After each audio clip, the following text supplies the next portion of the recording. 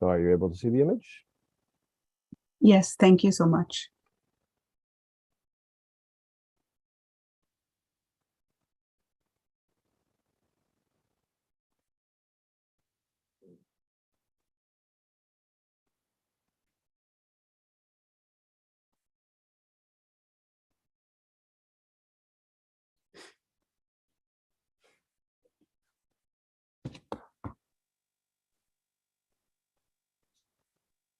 So I guess we can begin.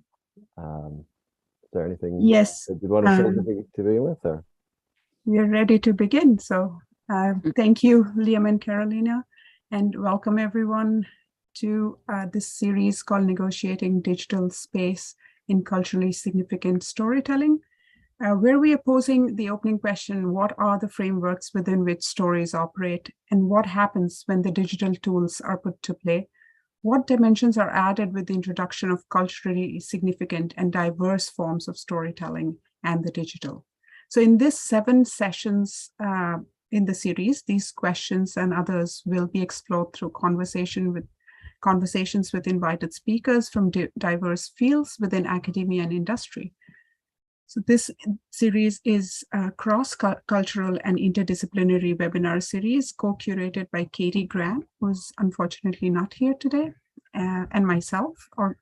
It is organized by the Canadian Centre for Mindful Habitats in association with the Bachelor of Media Production and Design School of Journalism at Carleton University in Ottawa, along with the Bachelor of Interior Design program at Algonquin College, also in Ottawa. It is supported by the Carleton Immersive Media Studio and Art Engine, Ottawa. So today's session is titled Translate and Transform. Translation of stories happen in different media, from one language to the other, from verbal to visual, oral to written, analog to digital, and planar to spatial.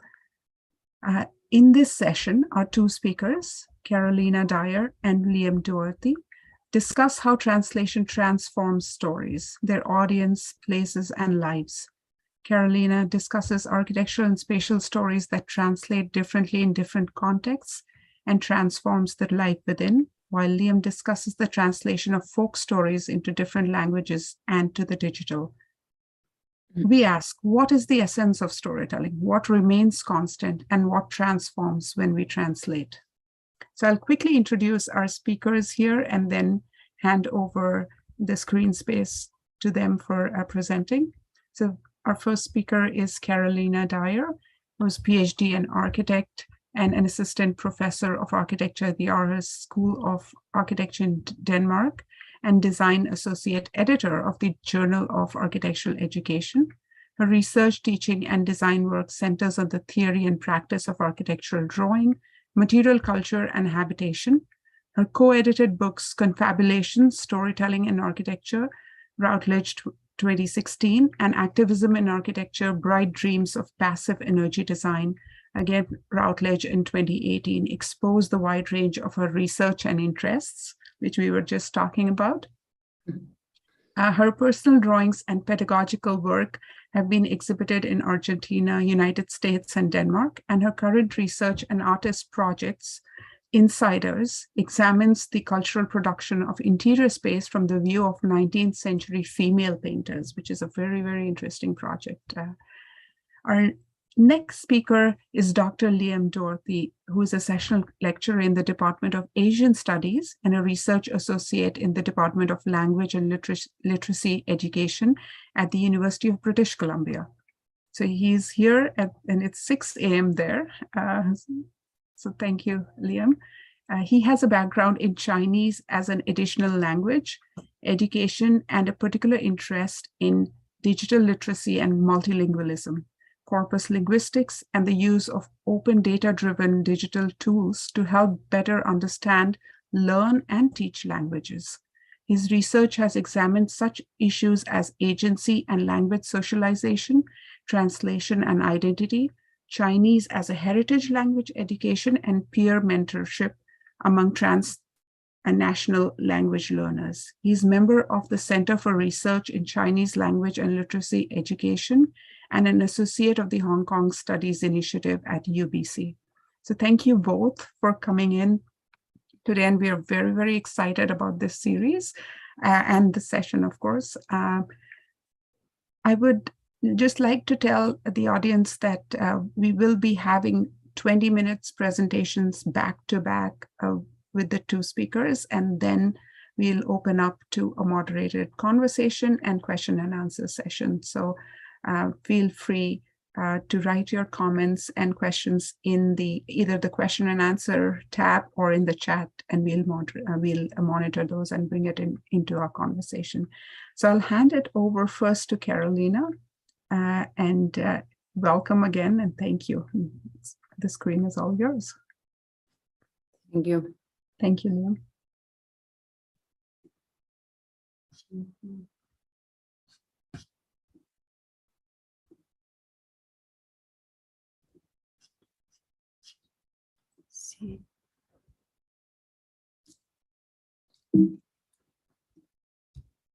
Thank you very much, Pallavi and Casey, for the invitation. Hello, everyone, and thank you also, Liam, for the session today that we're going to have together.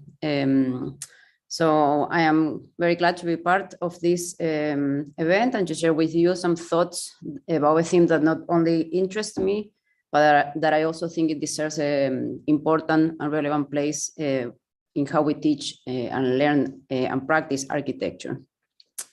This is not, let's see, yeah. In his PhD dissertation, Exploring Other Worlds, Margaret Fox, Elisha Kane, and the Antebellum Culture of Curiosity, historian David Alexander Chapin investigates the cultural environments of science and entertainment in antebellum North America through the relationship between a medium and an explorer. In his work, he explains that, quote, curiosity is a trait which combines the search for knowledge with a sensation of amusement, sometimes a virtue, while at other times a vice. Curiosity is both intellectually and emotionally driven. It can embrace the scientific, the sensational, and the trivial. Curiosity, as framed by Chapin, has been and is enacted by many disciplines. Within architecture, for example, curiosity is a trope that is often encouraged, promoted, and valued across the training and the professional or academic life of the architect. Curiosity is proactive in paying attention to small details and existing conditions, as well as in creating and imagining new outcomes. Curiosity is fundamentally a component of storytelling. In this short presentation, I argue that the skills and knowledge production of magicians, makers of stories par excellence, have a marginal place, if any, in the history and contemporary practice of architecture. Given the degree of ingenuity that characterizes their practice, and given the need for ingenuity that architecture always strives for, restituting their close connection may expand and benefit our field. Entertainers, cheaters, deceivers, magicians have been named many things, never architects. And yet, when looking closely at their field of operation and at the popular media surrounding their knowledge, one encounters spatial and material awareness, phenomena, contextual engagement, wit, mechanics, performance, the invisible, the strange, the humorous, the scary. The rich production of ideas and practices exercised by magicians is seldom discussed among our disciplines. Of the many tropes explored and developed within this non-professional practice is that of connecting with other worlds through material and spatial transference. Spirits, the unknown, the non-human, magicians have long acknowledged the presence and agency of a multiplicity of beings and imaginaries. From social events to tricks to physical modifications of everyday life spaces and the invention of particular artifacts, the context and instruments of magic are diverse, and the resonance, past and present, with our discipline can constitute a critical new chapter, not just in the history of architecture, but in the projected futures of the discipline. Magic is not just about illusion and spectacle. Magic is concrete. Magic is concrete and radical action. In order in order for it to exist, it needs to work. As philosopher Isabel Stengers points out when referring to the work of contemporary witches, they are pragmatic, radically pragmatic, experimenting with effects and consequences of a craft that they know is never innocent, and as such involves care, protections, and attention. While it may be difficult for the progressionist global north to relate to practices of tricks, enchantments, and other worlds, we can nonetheless study and examine them as cases of purposeful engagements that decenter and question the role of humans as the only inhabitants and makers of the world. This paper presents 3 micro-histories of Western magical instances, the spirit cabinet, the magic mirror, and the haunted room, to discuss architectures of ingenuity as interconnected with domestic transformations, technological occurrences, and spiritual agency. Someone knocks. Who's on the other side? The apparently simple social relationship posed by two sides separated by the condition of invisibility can trigger one's imagination in either banal or extraordinary ways. It could be the neighbor, or it could be my dead grandmother. The intertwined connections, emotions, and imaginaries that flow inside out the places we inhabit constantly participate in our everyday lives. This was certainly the case for the Fox sisters, who in 1848 started to communicate with spirits by means of knocks and other appearances within the space of the house. In a book published in 1864, the sisters' first encounter with strange phenomena portrays their small wooden house in Hydesville, New York, as a house full of unexpected life. Their furniture was shaken, doors violently open and shut, drawers open, articles thrown about, and finally, questions were answered and messages spelled out by raps or detonations, which appeared to be made on or in the tables, floors, doors, and similar objects. From their small house event, the sisters made an extraordinary jump into the amusing scenes of Rochester and New York with their public seances, that is, meetings to make contact with the dead. As mediums, they converted a playful childhood game said to be developed one night in their bedroom into serious spectacle for adults to imagine and connect with the possibility of other worlds. After the Fox sisters' happening, many accounts of mysterious knockings around Rochester and northwestern New York would also be attested. The Davenport family from Buffalo, New York would not be an exception. With the help of Mr. and Mrs. Davenport, their 2 young boys, Ira and William Davenport, would further master the spectacle scene and travel around North America and Europe to disclose their encounters with the spiritual. Before their travels began, the testing base for their seances would be their house. As neighbors and the community would hear about occurrences such as levitating musical instruments and floating people, their curiosity paired the Davenports' enterprise to make visible the seemingly actual encounters with other worlds. People started to attend their house, and small physical transformations began to accommodate the events. Their living room turned into a kind of small theater. Their furniture and other domestic devices became tuned to different ways of sitting, illuminating, and inhabiting the house. On one occasion, it is told, a giant figure unable to fully fit into the house appeared to the eldest boy, William. He was coming with an important message. At a later hour that day, a seance had been planned in which 2 tables were arranged, one for the guests attending, the other one holding pencils and sheets of paper. A few minutes after they began, a pencil started to write without anyone holding it. The message was that a larger table was needed for better accommodation of those who were coming from far and near to see these wonders. The suspected giant said, quote, "Go and I will go with you and assist you in making a proper selection," end of quote. Thereafter, the Davenports acquired a larger table with a wrapping approval at the furniture store by the supposed messenger. Among followers and opponents, accusations, and the search towards more successful horizons, the Davenport brothers moved away from Buffalo and soon started their own public tours in different towns and eventually across the Atlantic Ocean. The house for enaction was now absent, so the alternative became to create one. One that could move, travel across different venues, such as dime museums, and be effective for the tricks and secrets of the skilled couple. The story told in an anonymous book from 1864 is that a recurrent invoked spirit, John King, wanted a box or cabinet made for his uses after a plan and model that he, after much study, thought he had now matured. King specified that, quote, the cabinet was to be of hard, solid, but thin wood, end of quote. Since making the piece would take time, he recommended the brothers to come up with an intelligent substitute for the meantime. The Davenport's built interpretation did not go as well as the spirit had hoped for, and he called them incompetents. He then grabbed the pencils, and inside the failed first cabinet attempt, he drew with specificity the design earlier described. When he handed in the plans, only one person in the room, none of the Davenports, was able to understand the design. It was Mr. Pitts, a manufacturer of agricultural instruments.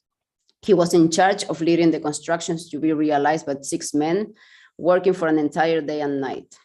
The spirit had specifically asked that upon completion, the first person to sit inside the cabinet be Mr. Pitts himself.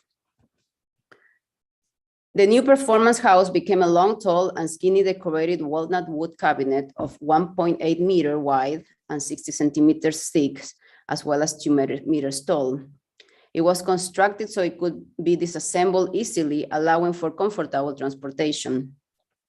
One of the wide sides had 3 doors that could be fully opened to render visible the inside of the piece. At each interior and side, there were boards attached so the brothers could sit. Above these, on the sideboards, there were holes so the boys could be tied with ropes while the seance took place. The cabinet was strong enough to hold the weight of the brothers, while light enough so it could be upheld by sawhorses. When the doors of the cabinet would close and the spirits were invoked, musical instruments and other artifacts placed inside would start playing or fly away from the inside and out. With just one opening on one of the front 3 doors, depending on the spirit's appearance, sometimes arms or legs would creep out from the small window. The spirit cabinet traveled the world and mesmerized thousands of people. Regardless of how they performed their tricks, by turning the house inside out, the Davenport brothers and their many collaborators, both human and imagined, present in their stories queer familiar objects and special dispositions, contributing to imaginaries that not only open up the home to the communally human, the flexible, the practical, but visualize it as an entanglement of spiritual, fictive, and spectacular eventualities. The performance of seances became popular in the 19th century, and it continued to the next century in the United States and in Europe. In order to produce these performances, magicians had to reconfigure spaces, invent ways to hide, work with mechanics, optical illusions, and the property of various materials. From hacking reimagined ordinary objects to inventing and hacking mechanisms, 19th century magicians and their collaborators offer an interesting prelude to modern architecture, where spaces of flexibility, visibility, illusion, and abstraction define the architectural production of the 20th century. While many spiritualists and magicians, such as the Davenport brothers, perform in attempts to connect with the world of the dead, the world of spirits, others focus more on the spectacle of illusion through intricate details. The production of popular advertisement during the 19th and mid-20th centuries for these kinds of spectacles embodied a rich array of special assemblages where humans and non-humans were depicted in complicity. At the core of illusion were the acts of appearance and disappearance, which often require specific devices and set pieces. As stated by Henry Ridgely Evans, who published a book with a comprehensive description and disclosure of tricks in 1897, quote, usually the most entertaining tricks are those which are produced at considerably expense in the way of apparatus and stage fitting, end of quote. Several tricks of disappearance surprisingly emphasize and augment the image of the subject to vanish.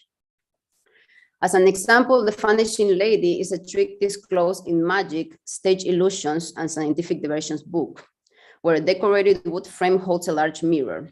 The frame also contains two arms where two curtains expand the horizontal wall-like plane on either side. The frame also holds a small open shelf structure partially covered by another mirror where the lady ought to stand once the show begins. The place where she stands on the mirror, rendering visible its outline, which coincides with a small gate that will grant her an exit. The detailed positions the trick answer in plain sight. The mirror employed for this trick was usually a larger, exaggerated, remade version of the dressing mirror. Again, an everyday life object in the life of a bourgeois dweller is repositioned larger, elevated within a room, and displaced to enhance both the artifact and the female body. One could argue that the trick commences by already displacing familiar objects into an unusual setting. After presenting the artifact, the magicians would call upon the female collaborator to go up a small stair and stand upon the reflected shelf. The woman would face the audience and then looks at the mirror looks herself at the mirror. At this point, the magicians cover the woman's figure with another familiar artifact, a dressing decorated wood screen, and after a few seconds for building up suspension, they remove the screen away only to reveal the lady is no longer there. Behind the scenes, we find that the outline reflection of the standing shelf is actually a small gate embedded in the large mirror surface. Once the lady is concealed, the sash-like window is lifted, becoming a small exiting point fit specially to match the lady's size, a very early case, perhaps, of an architecture specially designed for a female body. The small opening connects to another opening on the plane behind the stage. The large facing plane formed by the mirror and the curtains allows to secure invisibility of what's happening on the apparent solid back wall.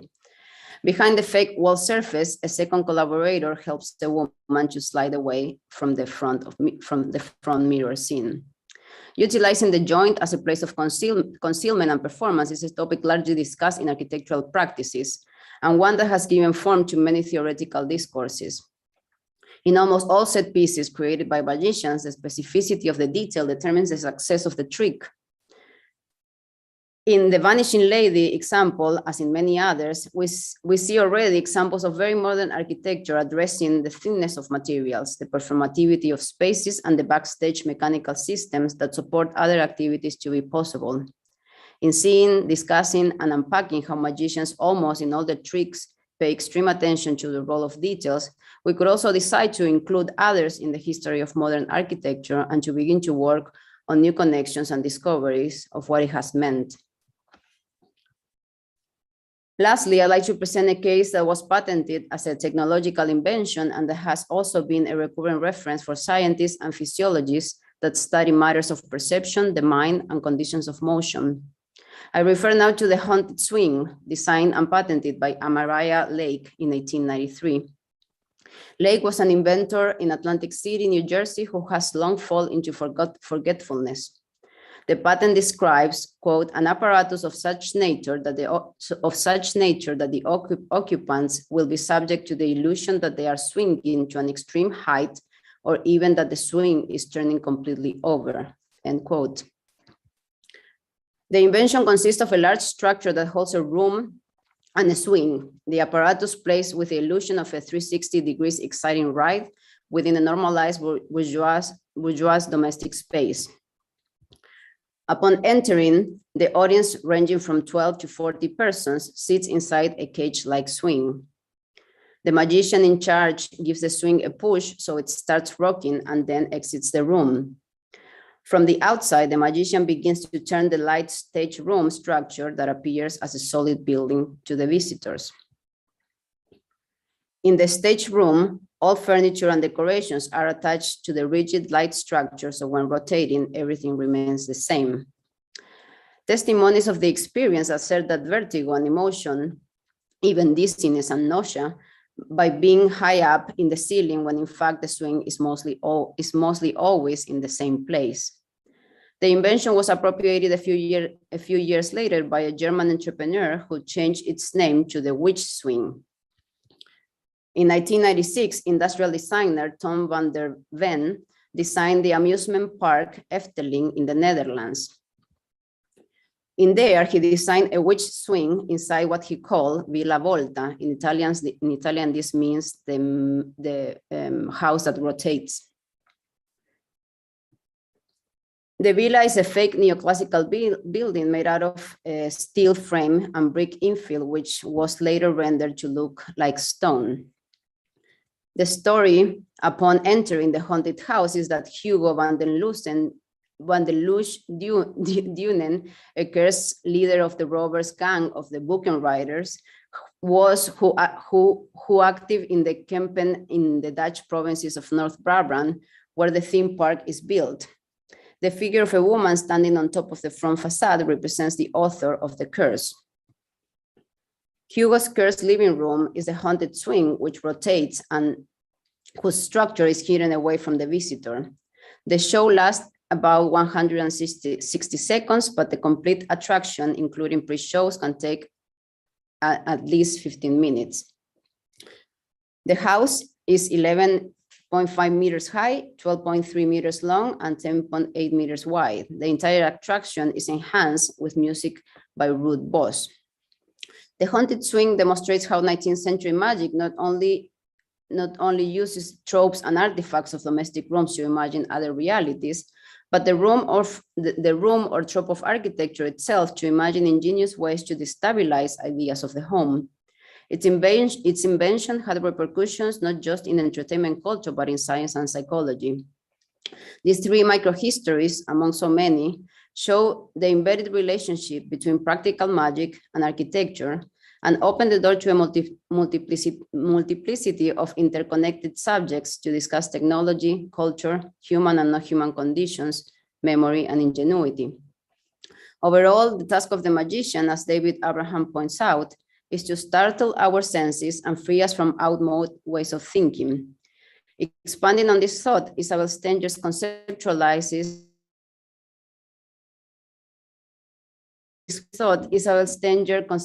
magic as an experimental practice able to give reality the power to make a difference in the way it is to be interpreted. And I would like to argue that in this sense, magic constitutes a key entry point to the study and practice of architecture. Thank you very much.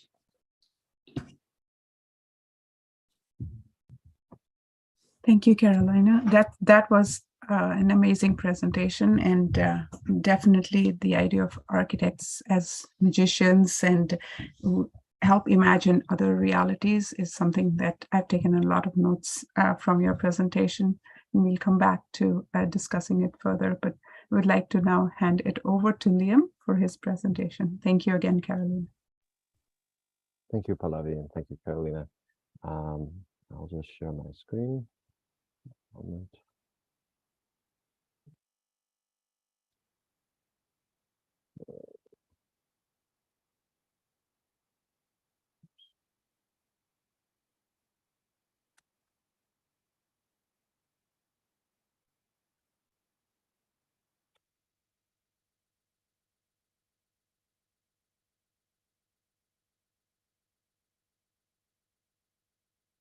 Okay, so I'd like to talk about a topic related to the idea of translation, and I'll try to bring in the idea of translating across space as well. So we've talked a bit about spaces and the way that spaces can change and shift across time, and that's kind of the where I'd like to jump in.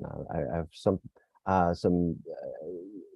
interesting cases to talk about related to translating stories, and so these stories will be a bit of a lever for us to jump off and see the change over time and space, how stories can travel, and how audiences can also shift, and language and everything can shift with them.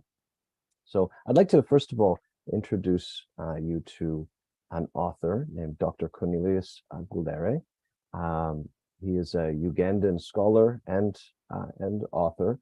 And one day, in 2013, he began to be involved with a project called the African Storybook Project. And as a result of workshops they were doing, he wrote down this story that he had told his son.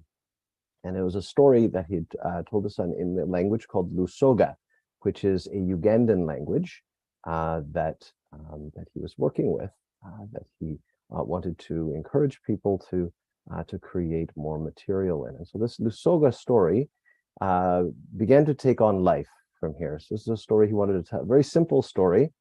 You can see an excerpt from this story here. This a story about a very tall man, and the story, first of all, acquired illustrations from a South African illustrator. It was translated into other languages, and it began to begin its journey around the world.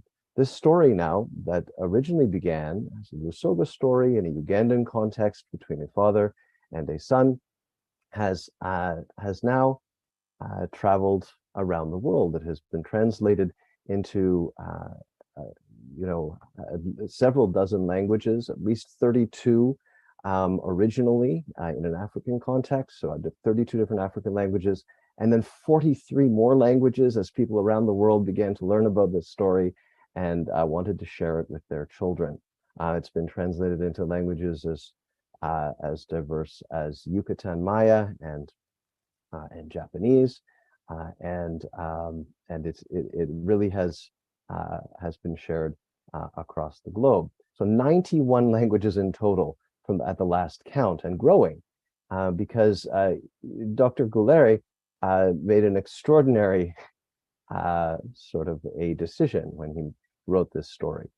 He licensed the story under what is called an open license, and that allowed the story to travel in this remarkable way.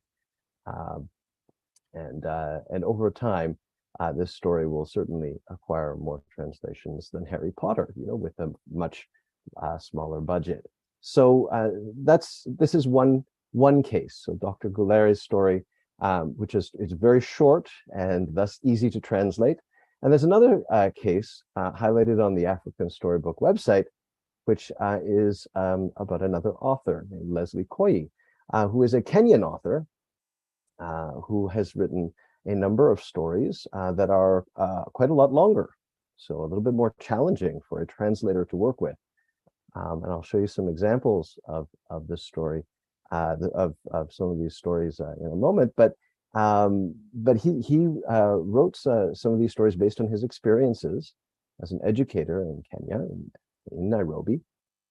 And his stories, despite being quite a lot longer and a lot more, you can say, difficult to deal with from the point of view of translation, have also taken on a life of their own and have also traveled because of the same kind of open licensing that he decided to use. They've traveled around the world. So 53 languages in total for some much higher level stories. So these are languages. This is for a story called Day I Left the City, the Day I Left Home for the City. And another story called Magozwe has been translated into 69 languages around the world. So again, everywhere from Mexico to Madagascar.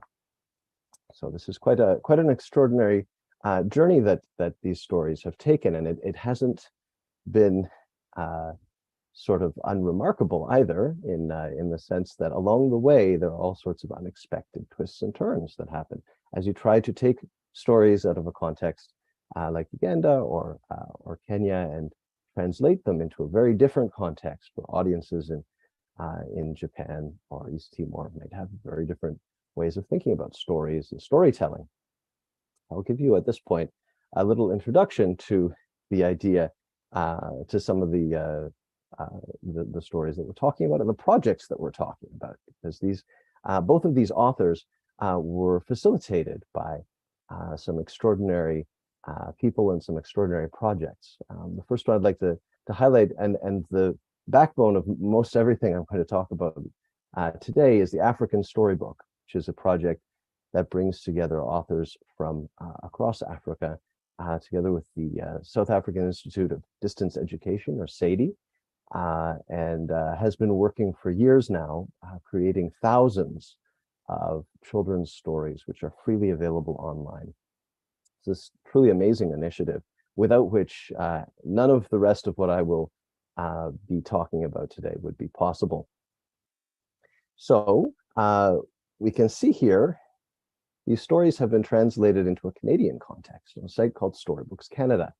And Storybooks Canada takes these African stories and it makes them available for a Canadian audience. It's a small selection of stories translated into languages that are relevant to a Canadian audience. So for instance, the most commonly spoken languages are all covered. So you can see here that the story, a very tall man, is actually included here.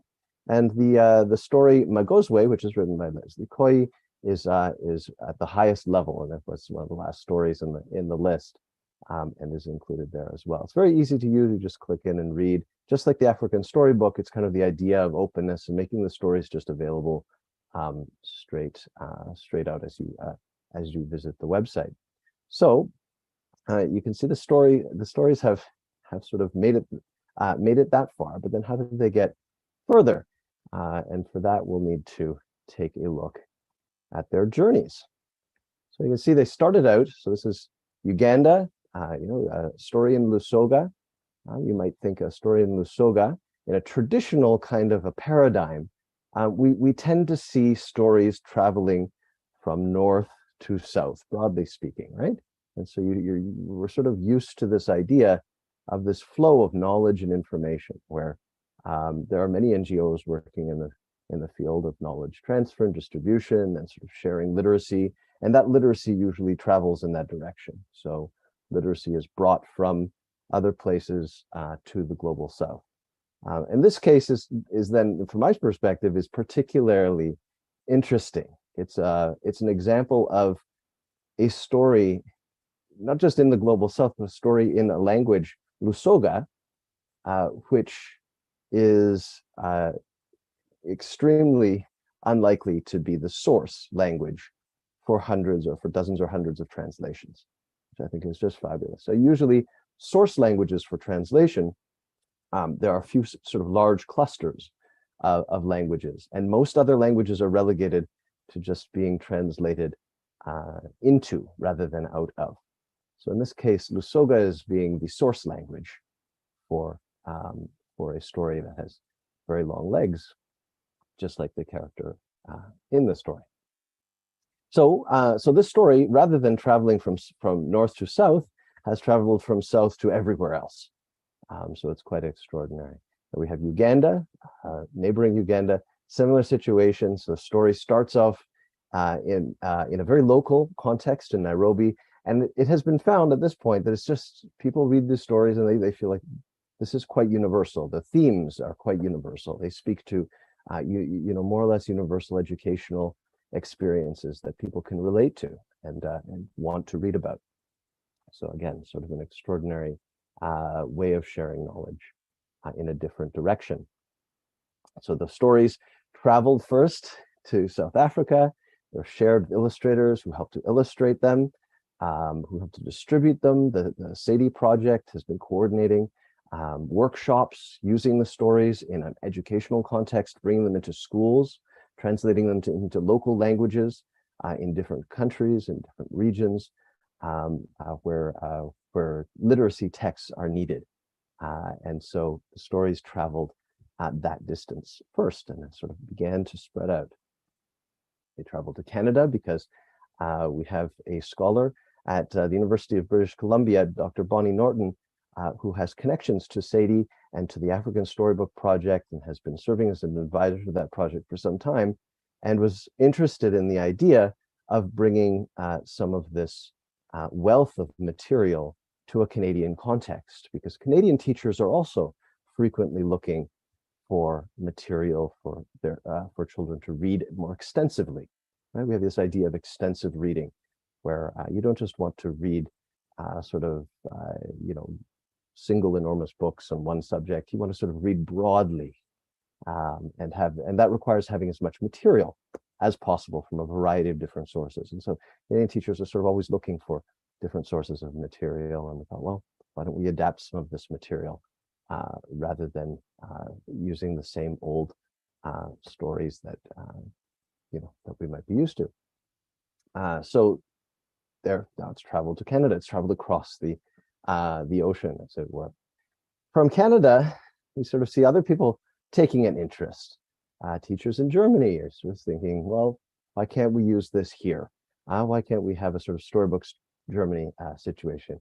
In Norway, there's been quite a lot of uptake. There's all sorts of different language communities in Norway, and a lot of use for this kind of free material that can be easily translated and easily brought to different audiences. So moving sort of across. It's gone across to Japan, the other side of the world, where there's again interest from the educators and so on. It's traveled to East Timor.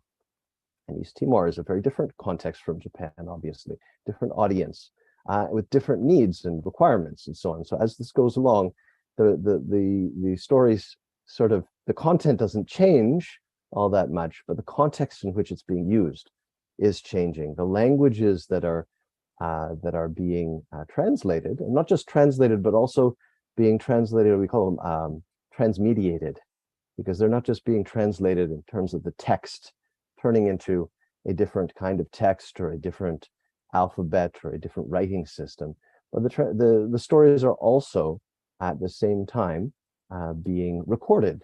So there are audio versions of these stories. People have recorded video productions of these stories. Groups of, for instance, Japanese exchange students have worked with these stories to tell their own stories. So they've adapted them into video productions and made them their own. So they really have sort of traveled across spaces, the physical space of the globe, but also translating into different, we call it different modes or different kinds of media that they can, that these stories can be shared in. So there's a literal translator. This is sort of the stories being shared has required the development of tools to facilitate that. And so we've created tools to help translators translate these stories into different languages. Those tools themselves have sort of shifted across space and time because people feel more comfortable translating out of their own language. And so this is an interesting situation where people in Norway want to translate out of Norwegian, people in Mexico prefer to translate out of Spanish. And so there are Spanish and Norwegian versions of the translator. There is a Bengali version of the translator, which presents the stories in Bengali or Bangla for a Bangladeshi audience to translate into minority languages in Bangladesh. It's been really quite extraordinary to see how this has been taken up.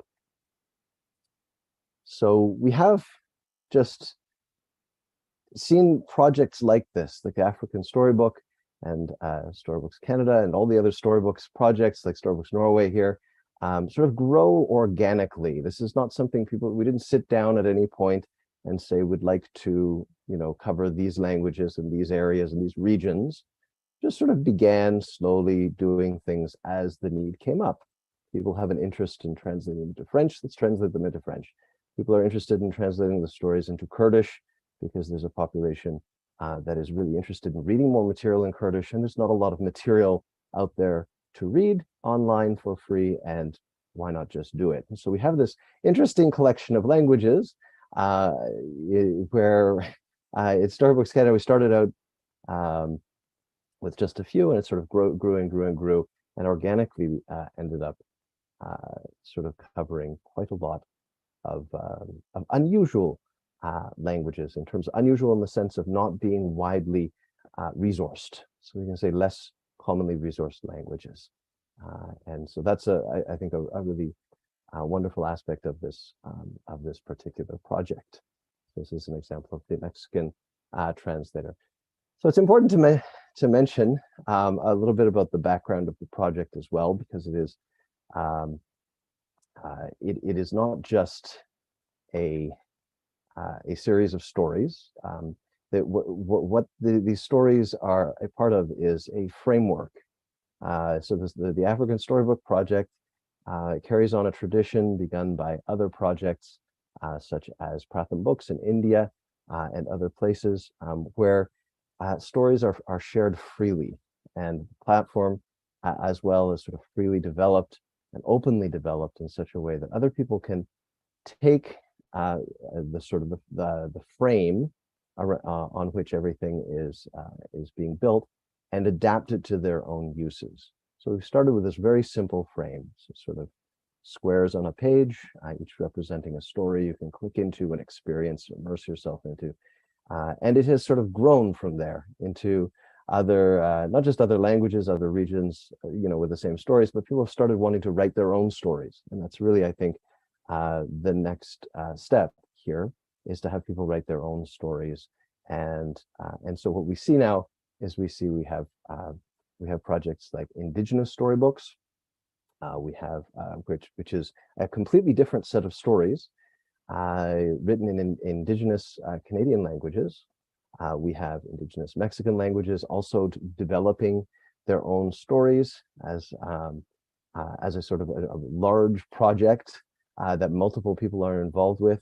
We have storybooks in Norway, where storybooks for adults are being developed. And instead of having to create everything from scratch, sort of having to recreate the wheel, as it were, when you want to start up a new literacy project, you can just build on what has been built before. And so what you see with these projects is that they just need to create the content. They just need to think about creating wonderful images and wonderful texts, and then they can just drop them into this framework and a beautiful website, PDFs, booklets, printable booklets that you can physically hold and flip the pages, all sorts of these other kinds of features, online applications and so on, all just come for free.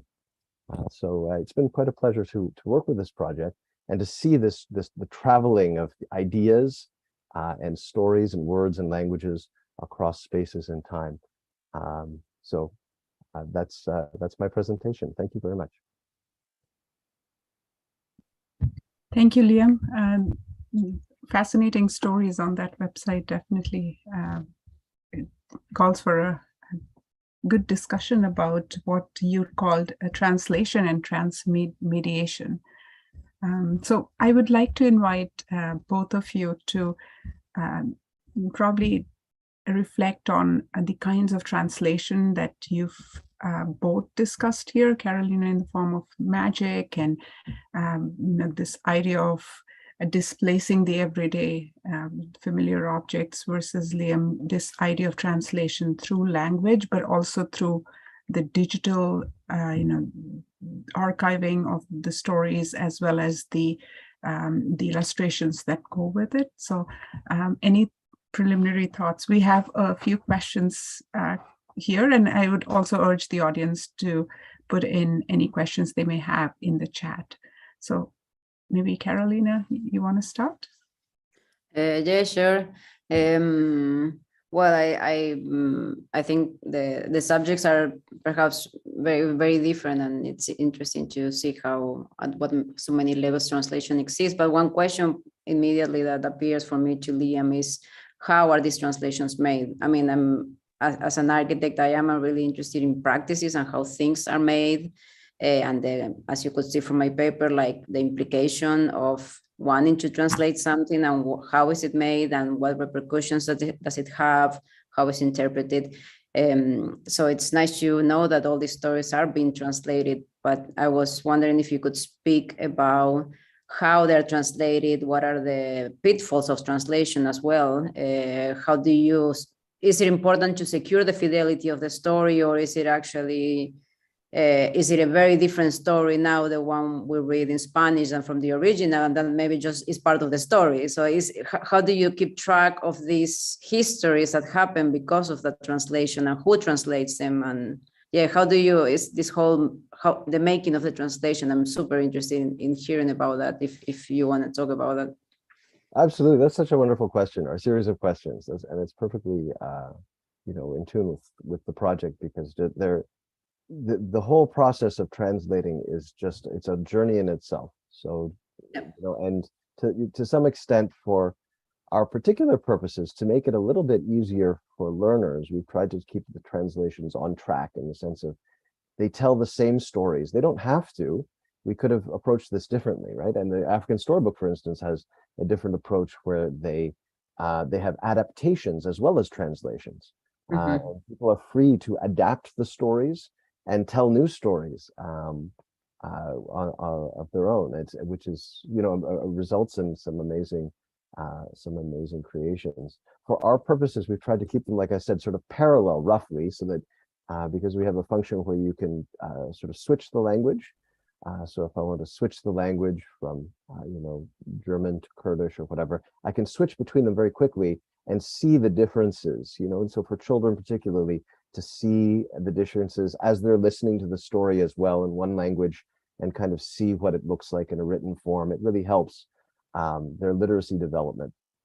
But again, that is not a prerequisite of translating. It just happens to be a feature of the way we've designed our particular site. And so as the stories bleed out of the or into other projects and other areas, other domains, people have taken them on and reused them for different purposes. There's a project in Hong Kong called Humbalang Graded Readers, which produces storybooks in Chinese for minority language speakers in Hong Kong.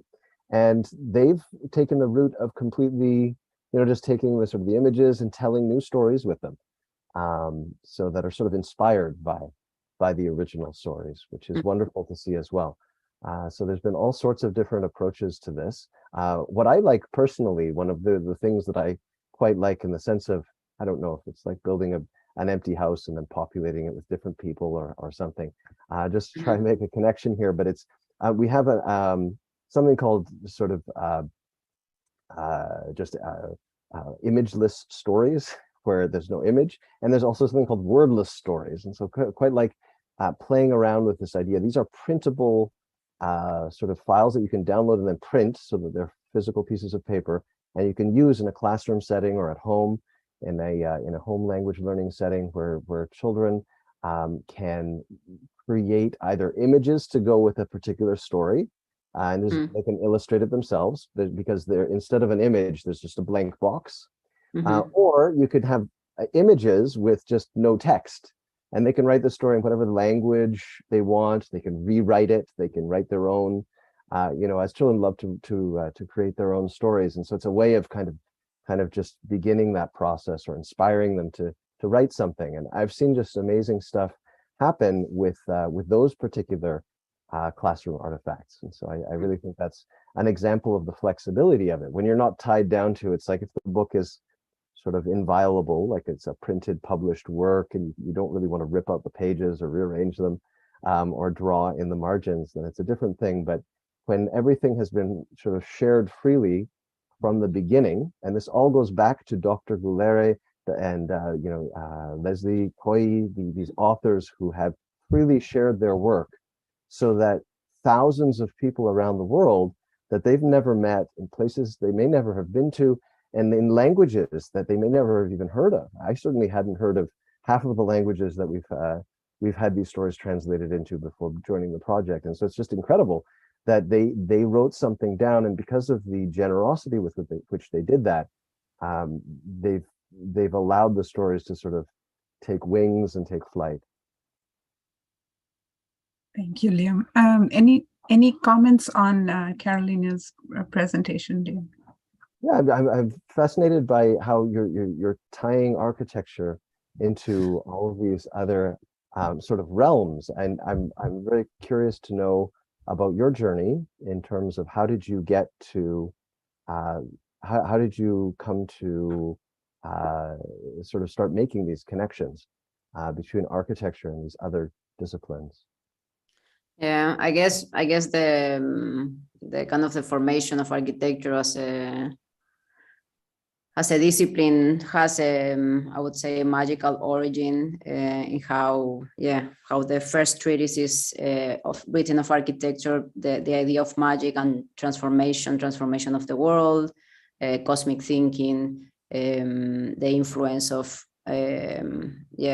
certain practices of doing things at a certain time to secure the well-being of the building. It's the link between magic and architecture is you could say it's always already there, but of course that's pre-modern, and then it never really gets to be discussed. And I think in 19th century is really interesting because there's a lot of things happening with technology, and of course these fields are completely separated.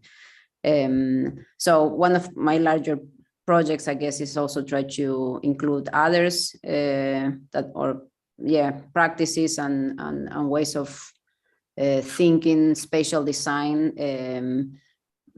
from the point of view of marginalized practices. And I think magic, 19th century magic is one of them, because they were really treated as cheaters and deceivers and just blatant charlatans, whatever. So I think it's when you start looking at how they perform and how serious they were taking everything they were doing, actually, you could see a lot of things that happened much later, you could say, in the 20th century in architecture. And I think this connection is just really interesting to include, at least within the curricula of the study of architecture.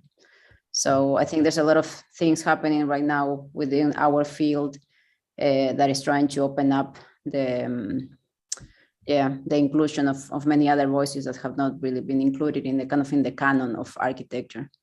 And I thought that I have kind of a particular interest of magic itself in many dimensions from before. So it's a kind of a new project that I'm working on. So that's a little bit the start of it.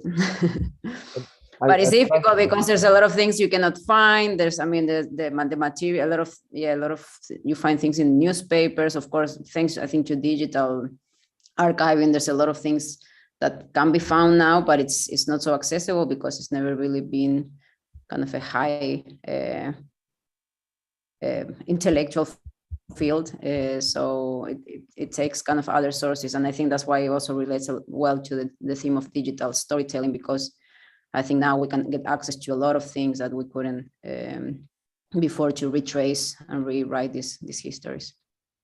That's fascinating. Are there any currently existing buildings or maybe spaces that you think reflect this sort of a magical sense, or that are in some way magical in the way that you're describing?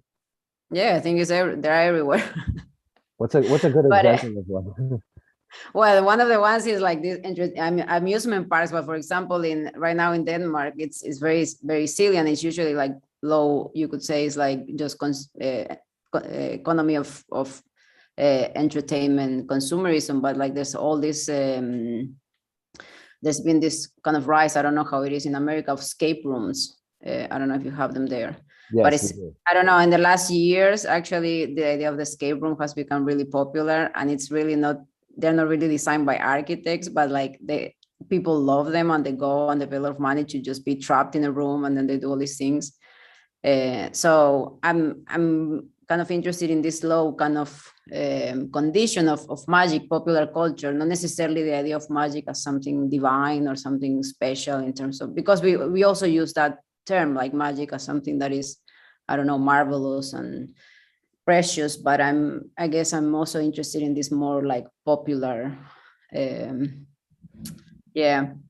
less architect buildings, because I think there's a lot of value in there. But of course, you could also say there's a lot of course, very special buildings that connect you with a sense of transcendence that are, many times made by architects themselves.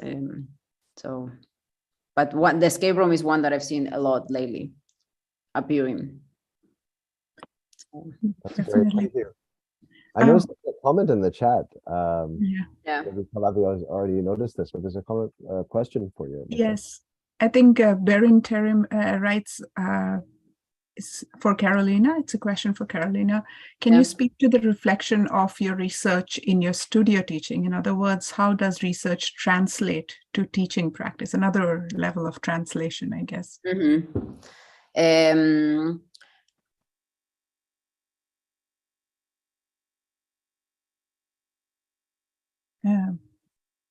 I think Carolina, you've frozen, for me at least. But semesters I've been looking at this scientific amusements book, and we did an exercise with the students. They had to, they had to work with the making of these simple structures. And I actually presented this book, and I talked a lot about this, just the idea of technology as something to be amusing. So I think it's something that it connects. And there's some really interesting tricks actually that they're all, I think they're very spatial, they're fun, they are simple. So I think at the same time, I think this topic takes away a little bit the heavy weight of, for example, thinking of the, I don't know, perhaps the rigidity or the seriousness of structures. So maybe also intersecting these fields with very classical fields within our discipline, Berin, is one way. Oh, did I freeze? You're back now. You're okay now. You froze a little bit. Okay, I don't know how much you... Maybe this crossing of fields, I don't know, technology with ideas of magic, I think lightens up a lot the possibility of discussions and also invention within architecture students. So I think it enters in many ways through maybe small fragments, but I haven't really made a magic studio or a magic kind of course in itself, but it would be really nice actually. Definitely. But because they're so practical and so easy to understand these tricks, I think it's almost like, it's like they're almost like handbooks of structures. I have a question from Katie, and I'm going to combine it because probably we were thinking of the same things. So I'm going to combine it with a little bit of my own. And I want to go back to this idea of translated and transmediated. And I think it's a very interesting idea. Do those things have commonalities, or do those terms have commonalities, or what does it mean to translate, and how does it change with the medium? Because, translation in a very, in its original sense, probably would mean, for us, it would mean a translation in language, linguistically translated. But there are new media coming up like digital and, virtual reality, which again, it is akin to what you talk about magic, because many of those things are also now being used to bring in the possibility of other worlds, and you're in a particular space physically, but then virtually you're transported to another one. So what are your thoughts on translation and transmediation? That would be adding to my question. I think it's somewhere related, so I'll also ask Katie's question. She says, when we think of media studies, the medium that information is conveyed in can either be a conduit or of unchanging data, or the language that constructs the information. The first implies the medium has no effect on the formation of the final product, while the second, it becomes intricate to the shaping of the final product. How do the different types of translation then, it probably leads to that question of translation and transmediation, and if there's a difference between the two. I don't know maybe I can start, or if you are ready to go, Liam, you can. Oh, go ahead. Well, I kind of have a problem with the word translation, because I think there's always this idea of a faithful translation, and I don't think that is possible. That's why I was asking you, Liam, how do you translate? Because there's just words and expressions and cultural appropriated significance that cannot just be symmetrical, just with one word.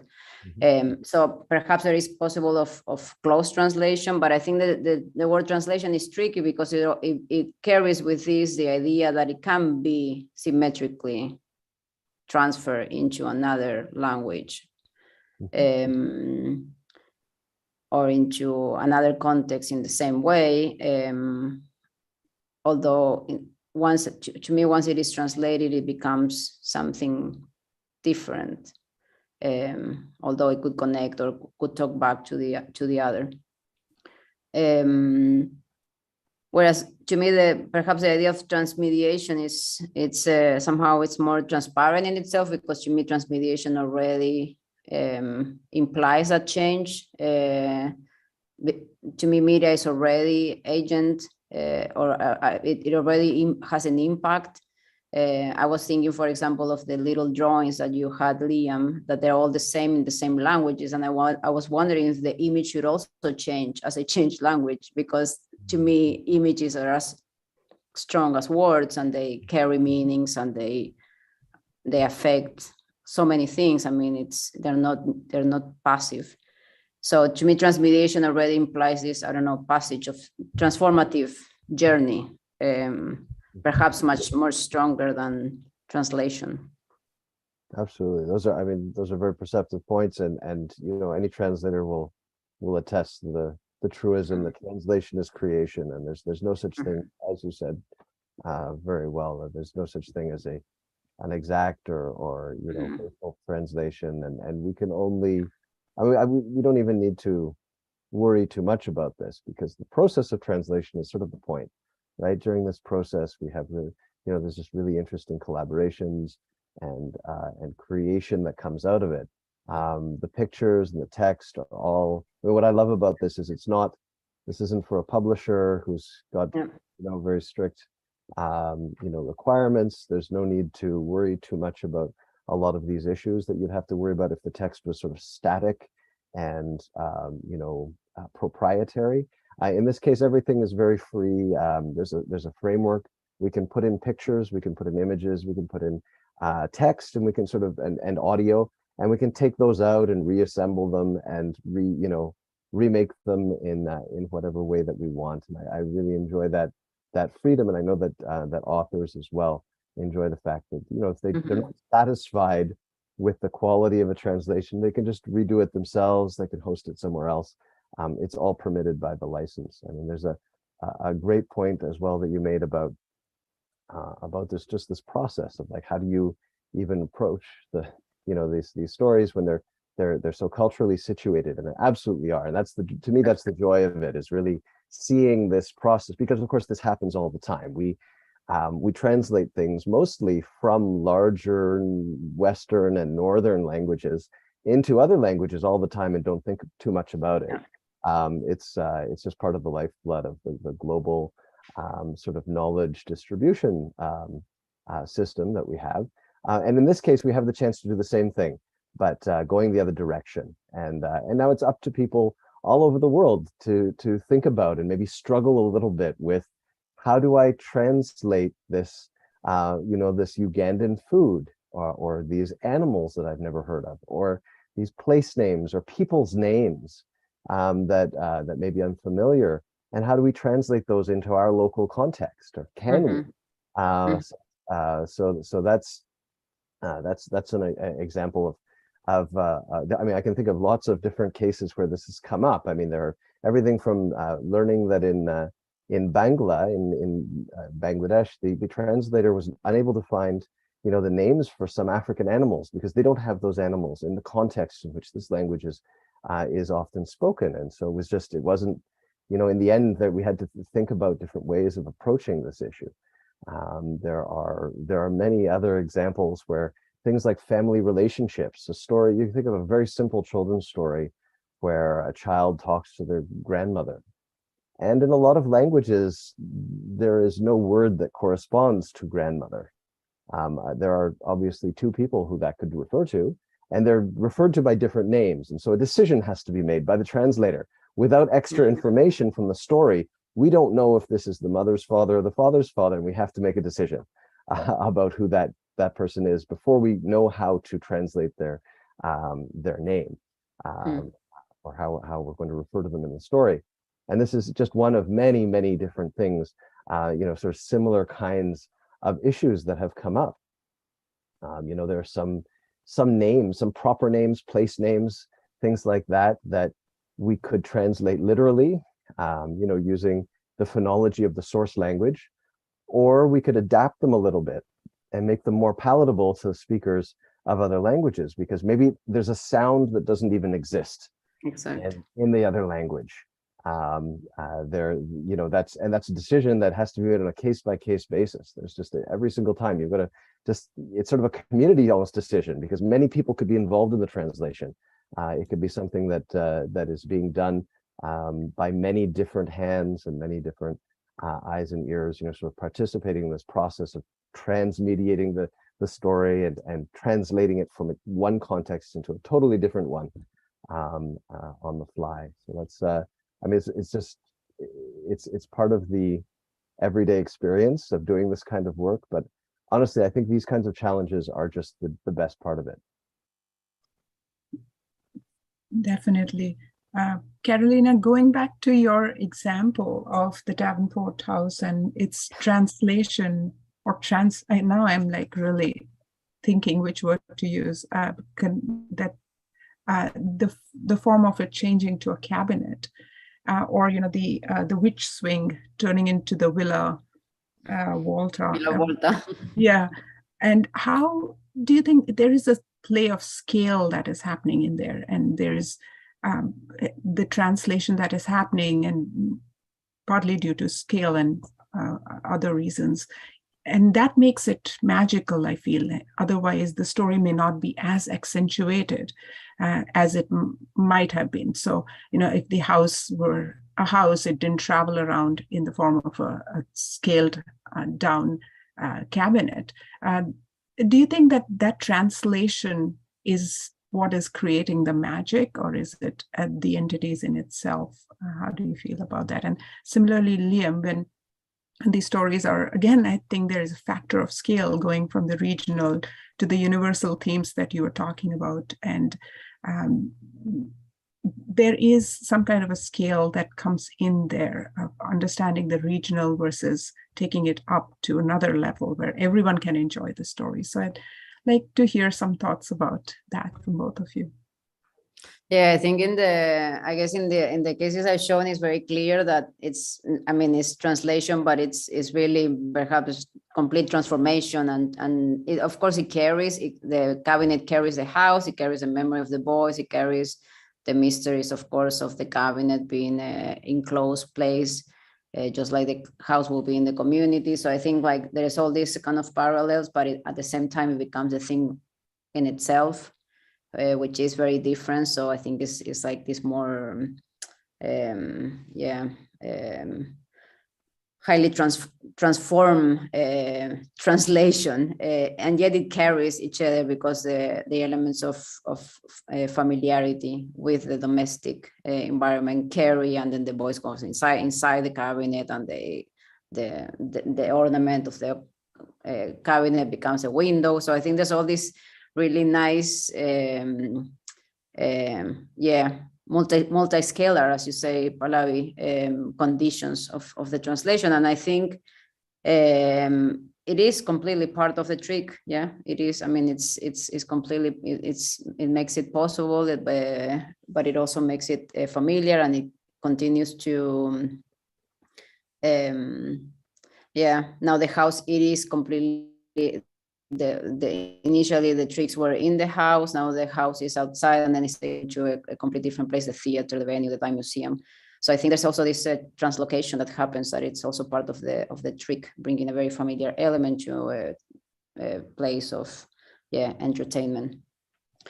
So I think I haven't really thought much about this transmediation that Katie talks about, which I think is really interesting to position it that way, because also the construction of how it's made, how these things are made, of course, affect. And I think in these books that I've been reading, the whole construction, and then the spiritual commending of the construction by this, I don't know, giant spirit, which appears to be almost like an architect.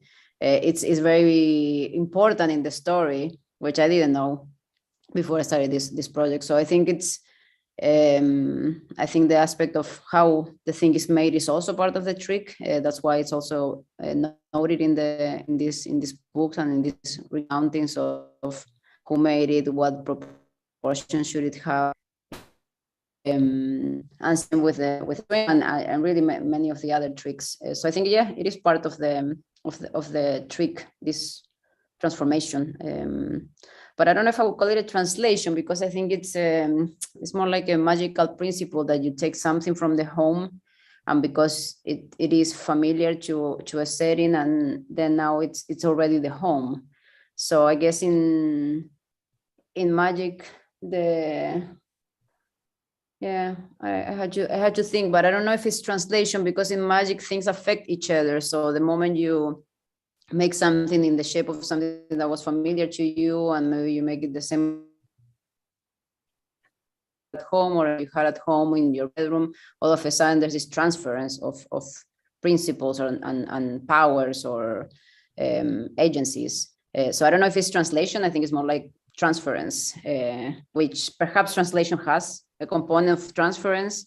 So I don't know exactly theoretically where to position whether if it's translation or transformation, or I guess it's, I will have to articulate that better, but certainly there's something with scale that happens, and how it is built, and how it is positioned to look like something that is very powerful in the trick. So it's not just the event, the act of them starting to throw things from the cabinet, it's also the whole setting of having the cabinet in the first place, or having the change of scale, and relate to that. And also how, as you rightly said, when they're sitting in a theater, and then how does that scale and the connection between the cabinet and the space that you're inhabiting changes, versus, so that idea of being inside a house but watching the house from outside is very, very strong. And again, Liam, maybe a very trivial kind of connection, but this idea of listening to a story in a language versus listening to a particular story that was generated in a region, but looking at it from the outside starts to change it. So your thoughts on that? That certainly sort of chimes well with the comment I saw by Jay Yoshini in the chat. That is quite evocative. I really like the way Carolina, you put it with sort of emphasizing transformation. I quite like the idea of transformation as an analog to translation. I think that that's a really great way of looking at it. Translation is absolutely a kind of transformation. It's sort of magical in a way. We can say, here's a text in one language, and I will perform some kind of prestidigitation, and then it's going to turn into a completely different form that is actually unrecognizable to the original audience.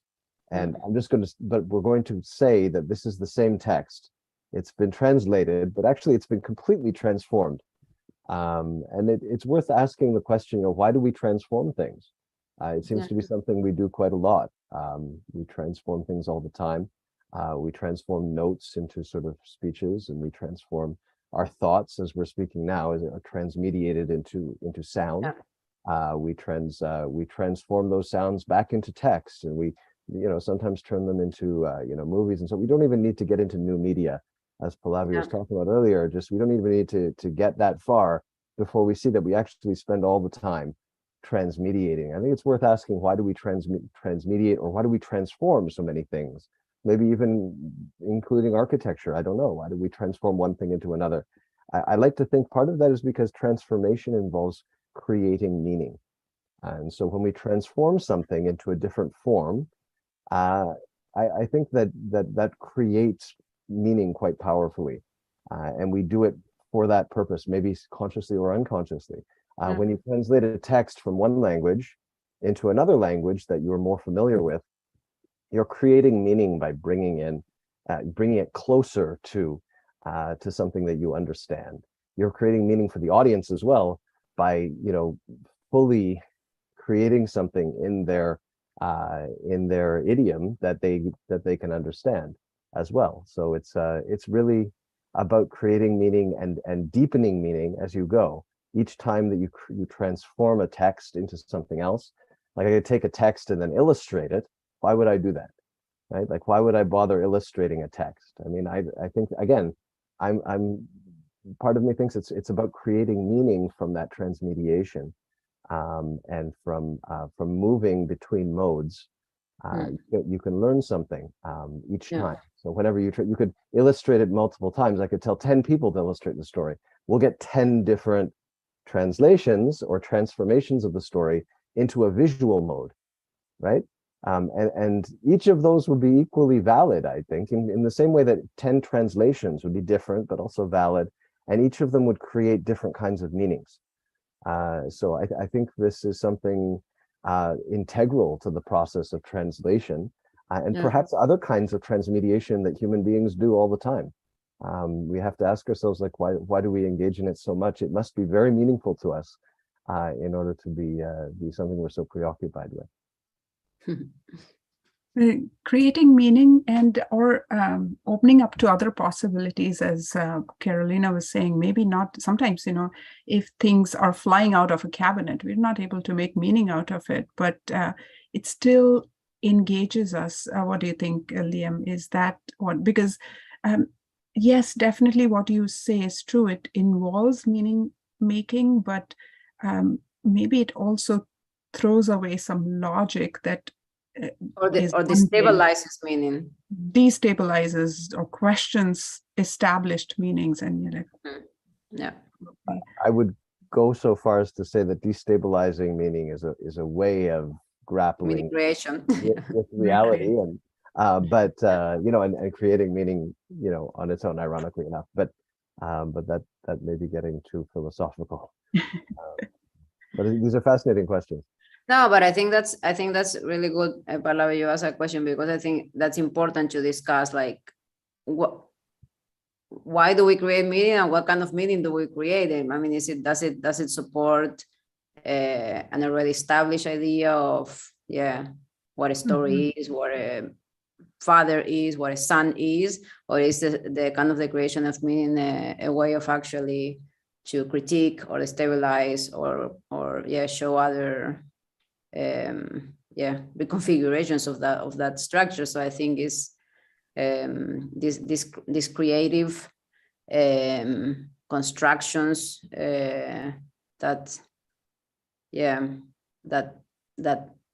why things are made. I think that it's really important to contextualize why are they made and what are they trying, what is the meanings that they try to create, and why. So I think it's really important to contextualize what do they do, right? Or what did they do at the time and what they can do now, because I think that's also changed a lot. I don't think these magicians were necessarily aware of the stabilizing the domestic. I mean, that's kind of like a reading that I make, and a kind of a way of just looking at a way of building up or unbuilding the home through means of ingenious constructions, but then the certainly, like what I'm presenting today, enters into a context, into a new context, and I think that's also to destabilize certain ideas of the discipline or some struggles that the discipline is going through, in my opinion. So I think it's always nice to discuss what is the context of that positioning, right?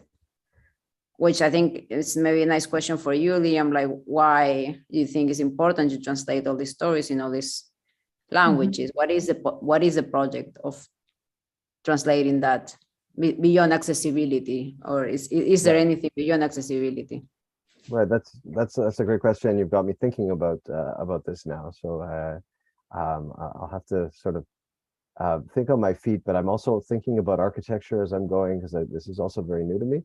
The idea of imbuing architecture with some meaning beyond the surface utility, probably very similar. And you might be thinking, what's the beyond the surface utility of gaining literacy? What's the point of translating stories? And of course, and so I'm thinking about the giant pit in the ground, near my house, where they're building a new a new building, and there's a hole in the ground now, but they're going to transform it with, bricks and mortar and, and planks of wood, and all of this material is going to go in, and somehow this empty space is going to turn into something completely different. And I guess I've never really thought too deeply about that, but it's, you've got me thinking about how magical that really is. And there's a, I'm trying to think in the parallel here. What's the purpose of that? I mean, there's some utility. I guess people get utility out of being able to use the building. But does the process of doing that create, do we create any meaning by transforming, big holes in the ground into tall, shiny towers? I don't know. And I mean, obviously I'll leave that to the experts, but I'm trying to think, is as a parallel, like, do we create meaning from taking words on the page and then transforming them into, nice, shiny websites that that work and produce sound and sometimes movies and moving images and so on, that people, can enjoy and get some utility out of, right? We can get utility out of them in the classroom. Certainly from an educational standpoint, there's that utility, which I guess is like living in a house or an apartment that's been built out of everyday materials. But in the process, why do we do it? I mean, I do think that the whole process has an enormous amount of meaning from the inside. It has meaning because I've seen and met many of these translators and worked with them closely to co-construct something unique, something very different.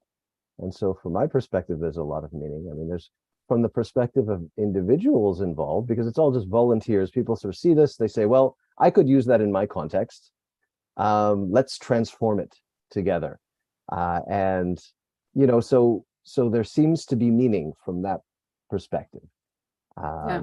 So when someone approaches me and says, I want to translate these stories into Ukrainian or into Kurdish, into Japanese, there's something motivating them to do that. And I think there is a creation of meaning in the process of translation where they learn about, something while translating, right? Either they learn about themselves in their own language, they learn about the context that they need to translate into, and they learn something of the context they're translating out of as well. And there's no shortage, as we talked about before, of context sensitive information in these stories. There's an enormous amount of it. We could make a huge list of all the different things that require, special context awareness, but that's part of the process. And so I do think that, so for any project, probably, I don't think this project is unusual in that regard. I think any project, and maybe even in architecture as well, any collaborative human endeavor is also a kind of a co-construction of meaning. So, this is my first thoughts on that. Very interesting question. Thank you. Thank you. And probably we've been talking about this, but John Rossini has beautifully pinned it in the question and answer tab. So I just wanted to read it out. Thank you for these interesting and generative talks. My comment/query is about the power of the translated story.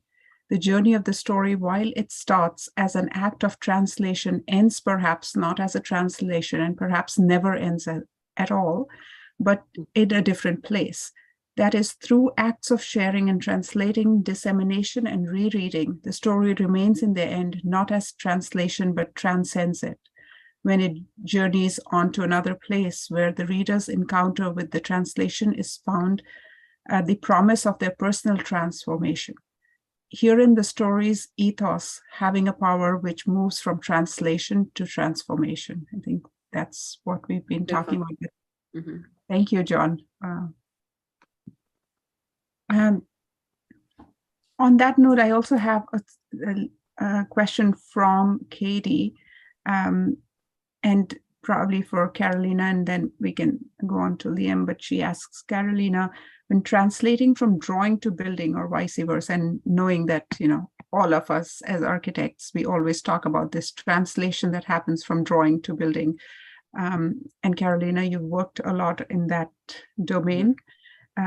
she says there is also transformation from 2D to 3D and materiality. And thinking of course, Robin Evans and his book Translations from Drawing to Building, and how the drawing of the dome in the Royal Chapel at Annette by Delorme does not match the geometrical reality of the physical form in favor of representing the idea. What becomes more important, ensuring that true dimensions are translated or the idea is translated? I guess I would say the ideas, but of course it's never really again symmetrical. It's kind of like the spirit that got upset with the Davenport brothers because they didn't do the right cabinet. I think that happens a lot. You think you're gonna do something, you do it, then it doesn't work. But in that kind of tension of making a discovery, I think the idea changes and the drawing changes. And as I guess the more you materialize, or the more you begin this process of translation, transformation, transference, I think the idea also morphs. So I think perhaps it's not this very transparent or direct way of equating drawing with building, and what is the idea of that, because I think there's a lot of idea transformation that happens in that conversation, which I think both enriches the building, but it also enriches back the idea of the drawing. I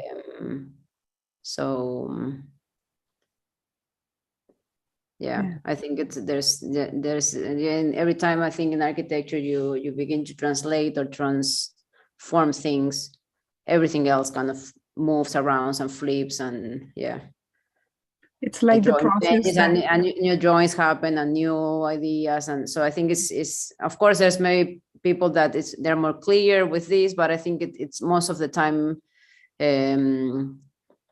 there is this strong discovery that happens while you're making things or while you're drawing things. When you begin to translate from drawing to building, a lot of things happen that also transform back the drawing, because the drawing actually didn't have what is in the building, but somehow it's faithful to kind of a essence of the idea because it's better than the drawing because it's been built.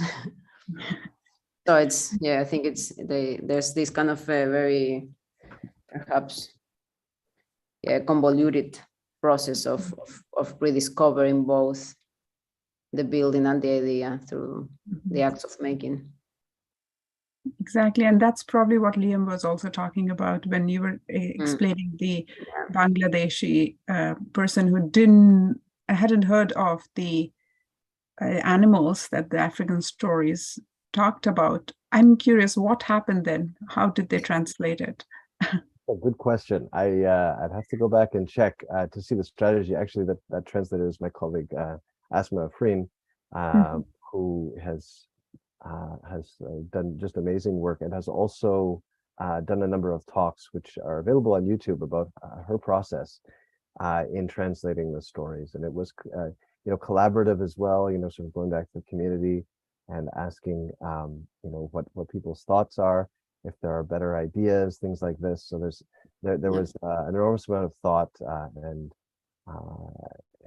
deliberation that went on, as well as kind of thinking, what can we do in this situation? And of course, she came back to us asking, is it okay if certain kinship terms are translated in a particular way, because otherwise the story won't make sense in Bangla, and sort of giving permission to say, the translator, there's a lot of flexibility in terms of the stories are roughly parallel, but we're not going to worry too much about terms differing to suit the local context. So it's just kind of a back and forth and like a balancing act.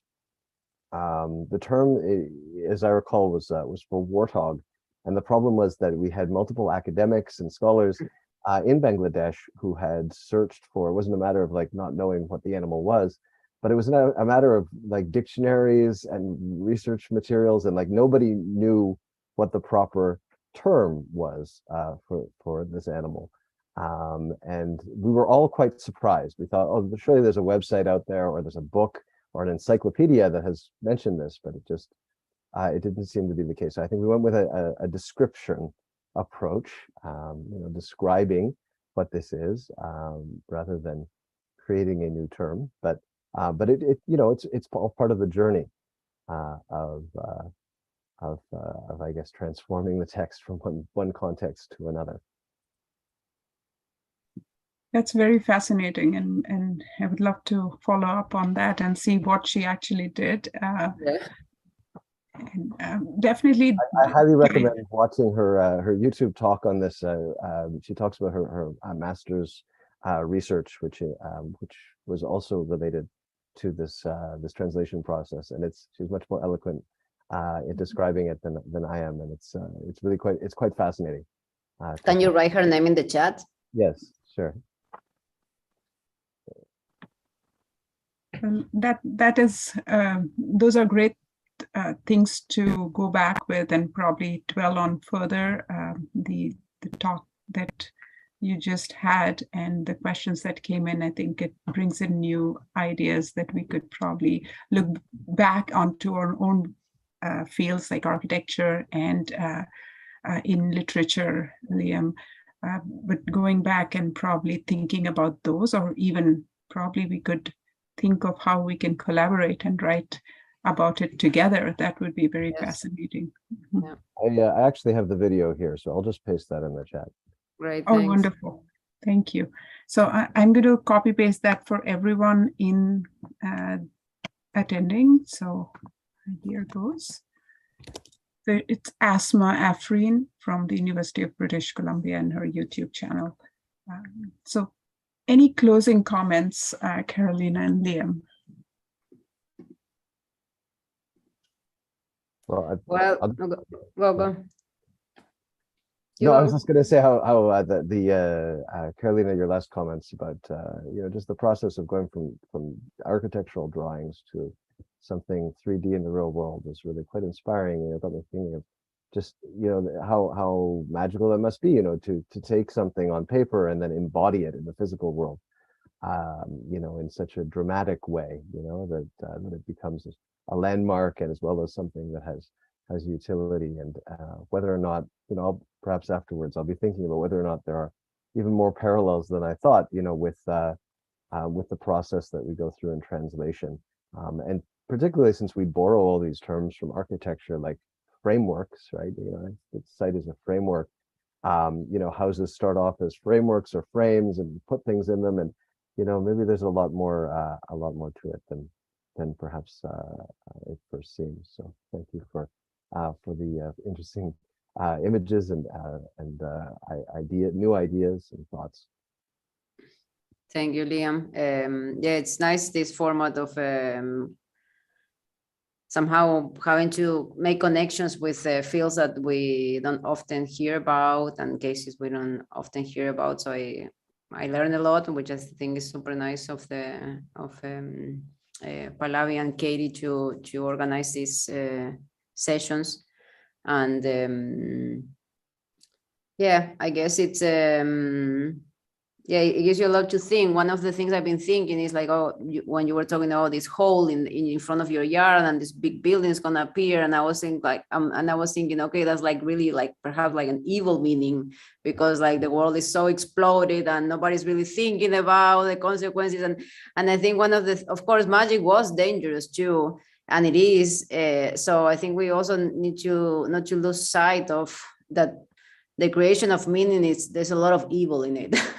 And of course, in the translations of stories, I don't know if this works, but of course, there's a lot of propagandistic translations for a purpose. And there's like purposes that have to do with discrimination, and they have to do with all kinds of things that are actually also negative. So I think we shouldn't just kind of say, oh, well, the creation of meaning is just great. I think it's also super complicated. And I think there's, more evil than or more damage than care lately, at least in a lot in our profession. So I think my project of visualizing non-professional practice as part of architectural enactments and a kind of an opening up of the curriculum to other authors is a project of inclusivity. And I think I'm doing that to create a meaning that architecture that is not something that belongs to architects, it belongs to everybody. And in fact, many people can do really fantastic things. But I think within the kind of the discussion of meaning creation, I think it's important always to ask why do we do this, and actually what are the consequences, which I think magic is really great for that, because magic, as Stangers and many others talk about, magic is pragmatic. It does, and it makes an effect. It's otherwise it doesn't work. So it always makes something, an act, and what are those acts and what are the consequences of those acts? I think it's really important to discuss and to be aware, and what are the ethical dimensions of these acts. So what I take with this talk is perhaps this desire to have like a larger awareness of why do we do the things we do, and what is the impact of that in the worlds we make. So I really hope the building in front of you is going to make a better neighborhood. But the way you describe it, it doesn't sound like a better neighborhood. Well, I mean, it could be wonderful. I mean, it could be anything. It's to me, it's a sort of empty canvas, because I see a hole in the ground and I have no way of knowing. But I'm organizing like an event soon in my school that, I don't know, one of the considerations that architects are not really having at the moment is the soil. Everybody extracts soil, not awareness that there's like millions of lives there. So I think we could start with those others, those, I don't know, all kinds of animals, worms, lives. I mean, there's a huge soil crisis at the moment in the world. We cannot just making holes in the ground and just plant these, I don't know, buildings just because we want to make our own little lives meaningful. So I think one of the things that magicians were also including is others, like spirits and animals and the power of other creatures that are not humans. So I wonder where that soil goes, and how many creatures did they kill in making that? But it's not really an empty canvas. There's stories there, stories that of organisms and things that cannot speak. So somehow, as humans, I think we need to consider the acts of our actions. Is that something that's an interesting point that I hadn't considered before? Is that something that architects or other people involved in construction of buildings are taking into consideration when building, for instance, green homes or homes that conform to green standards? So in other words, that are environmentally, they're supposed to be environmentally friendly, or is this something that is not yet taken into account? I don't think it's taken into account enough at all. There's the business of the green, which is another topic, but I don't think there's enough consideration on soil extraction. Of course, there's a few practices thinking about this, and we're discussing it. And of course, in academia, perhaps there's a lot more of this building awareness, but and exercising, trying to learn more from experts of soil. What does it mean? There's a lot of PhDs going at the moment, not just in architecture, but in many disciplines, looking at soil. But of course, it's I don't think it's enough consideration at the moment. The numbers look the opposite. So I think it's a serious field to work and learn from. Well, it sounds like an important consideration that people should think about it. I know. So many things. Probably we could have another webinar on just stop building. Stop building. Every act of construction is also a case of destruction. So definitely. But on that note, I do want to thank you both, Caroline and Liam. This has been wonderful and lots to think about. And thank you both for your very insightful work and your presentations. So I just also wanted to remind everyone we are back with our next webinar on July 21st. And it's called Narratives of Familiarity, Storytelling and Empathy. So we'll please log on and join us then. Thank you, Carolina and Liam again, and thank you all in the audience. Thank you all. Thank you, Pallavi and Liam. It's been very nice to spend these hours with you. It's been very insightful. And thank you, the audience. Thank you. Have a great day. Bye-bye. Bye.